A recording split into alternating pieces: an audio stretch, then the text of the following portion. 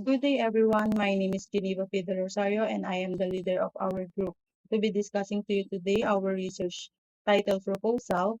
This video presentation include the research overview, research general problem, and desired output. So, without further ado, let's begin. But before we proceed, let me introduce first the other researchers of this study, my group mates, Miss Michaela Joy Carriazo and Miss Jana May Libid. So our research is entitled Developing Practical Manual for Tracing Transactions and Expenses in Cabanatuan City Micro Business. Let's proceed here in the overview. So let me explain what is a practical manual. So practical manual basically is designed to help people to perform their task by giving a clear step-by-step instruction. Unlike the theory-based book, it focuses on doing rather than just learning. And its main purpose is to show how people apply their knowledge in a real life situation. And it commonly used in education, particularly in laboratory works, in healthcare, such as infection prevention and control, and in vocational training like manual handling. And it requires a lot of tools and materials and detailed procedures.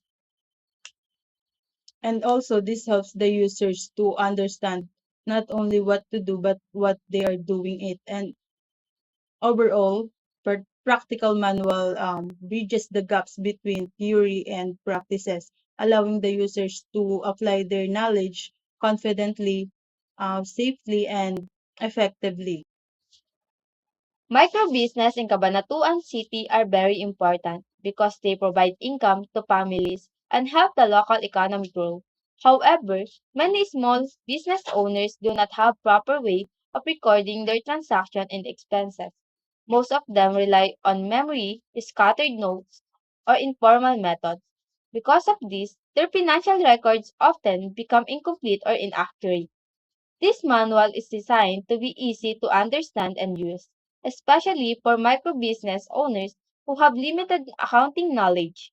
By using this guide, business owners can improve their record keeping, manage their finance better, and make wiser decisions for the growth of their business.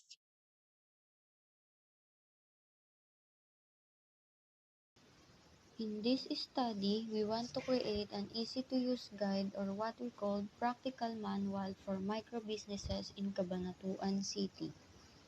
The purpose of the guide are to help them first track sales and expenses, to write down every peso earned and spent. Second, build good money habits like setting budgets to avoid overspending. And lastly, follow basic tax and accounting rules. This proposed goal is to make it simpler for microbusinesses to manage their money properly.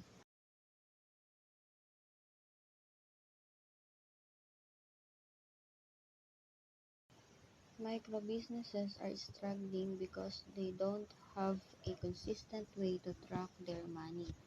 So, without a simple, reliable way to track every peso coming in and going out, these businesses risk losing money and making choices that hurt their survival.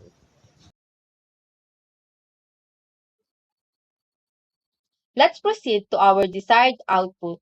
Our desired output is a user-friendly, step-by-step practical manual that enables micro-business owners to accurately record, monitor, and analyze financial transactions, leading to improved profitability and operational efficiency.